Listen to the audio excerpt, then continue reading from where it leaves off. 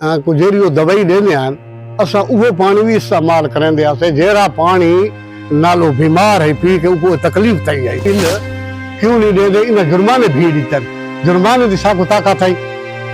اساں جڑا پورا وہ بل نہ سے دے سکتے اساں او کیویں جرمانے دیوں گا یہ جرمانے فرض نہ رکھنا اساں بل کیوں نہ سے دیندے بڑی مہربانی ہے صاحب تساں سارے اوتے احسان کیتے اساں غریباں لوکاں دے اوتے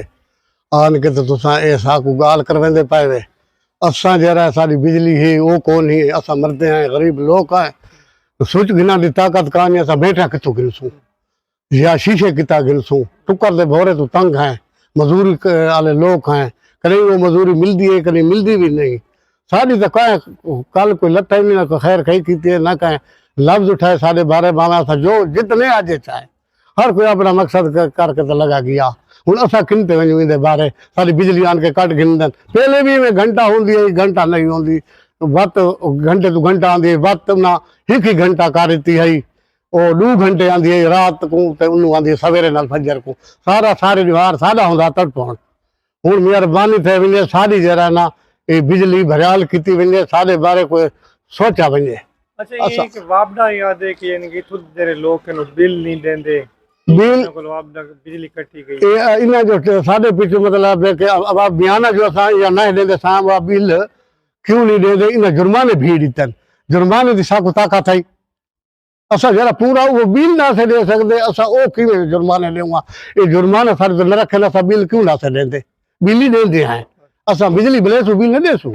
لیکن جب جرمانے بھی نے سب طاقت نہیں اساں انہاں کو رکھ دیتے مجبوری کا رکھے سے بس کرو تو نہیں سے رکھا اساں چاہتے ہیں سارے بل پیرا سارے بل کٹن لیکن انہاں دا زور ہی لگدے سارے غریباں لوکاں تے آن کے بجلی کٹ گندن ساری پانی دا پیوان دا گھٹ کوئی نہیں سیم دا پانی ہے اندر بیچ مال اتھائی انسان اتھائی اساں کل ویندے 15 فٹاں دے اوتے اساں کو پیندے پائے تے باغو بار تے اساں خوش ہے ساکو پانی ملیا پائے نہر دا پانی ہے اندر بھی شہر کن ٹبدن جتوں نہر نال اتھا مویا چوکھر وچ ہوندے پھوشن وچ ہوندن ہر بلا گندگی وچ بکا دیندن اساں او کوئی پیندے پائے ہے کینسر ساڈے تے حملہ نہ کرے سن کہندے تے کرے سن اساں یہ اج لو سو کتنے کینسر تھان تھوڑے گاؤں کہ سارے کینسر اتنے تھن بے انداز ہیں یہ کل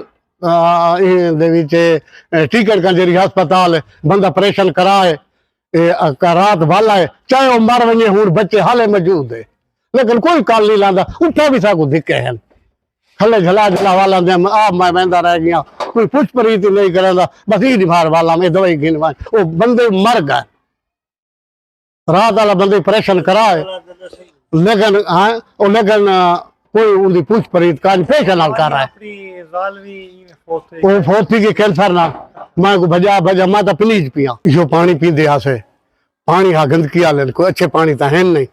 اسا پی کو کینسر تھی گئے میں رول پن کہیں کردا کہندا میں 50 کہیں 100 کہیں 2 انہیں کٹھے کٹھے کر کے گھن وینا ہمیں اگو میری سنی جی نہیں تھی میں اتھا رات ہی بھگتان ہمیں کرائے تے کمرہ گھندا ہمیں پشاور دے میں گیا 2 دفعہ میری کوئی پوچھ پریت نہیں تھی میں گھر والا ملتان بہندا رہا لیکن او این تکلیف نال اخیر چوڑ کھجڑے دوتے اللہ کو پیاری تھی گئی او لگی گئی ان دے بعد ہے میری بجائی او کوئی اوہ کینسر ہے یہی پانی دے طرفوں اوہی رہ گئی سال اساں اندے نال بہندے رہ گئے ہیں علاج کریندے رہے ہیں نہ ادا علاج تھا ساکن گنجائش باقی تو ہے ہی کوئی نہ لیکن اسا مقصد ہے کہ وہ بس کر گئے پیچھے پیسے ہیں کوئی نہ پانی ایشو استعمال ہی کرنا بھی تو کوئی نہیں جو اساں کو پلا سکتے ہیں بوتل والا نہ گھل سکتے ہیں تو دوائی دینے ہیں اساں وہ پانی بھی استعمال کریندے ہیں جیڑا پانی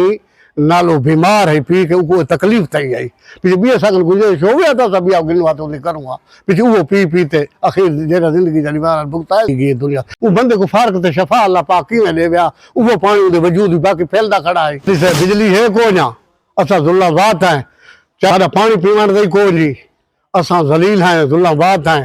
انہوں گزارا چلو گھنٹہ کھانا یا ساری ہوں بجلی بھی کٹی گئی ہے اساں تو ذلہ بات آ گئے ہیں ساکو مچھوری برباد کیتی ویندے دھی چودہ بگا مچھورے ساکو جیون کا نہیں چھوڑی پیا مال مردن اساں مردے ہیں کہاں سیاسی سادے طرف نہ نہیں گدا مولانا صاحب یا سردار میخائیل جو بھئی اے اج جو انہاں دے بارے کوئی سوچی وجے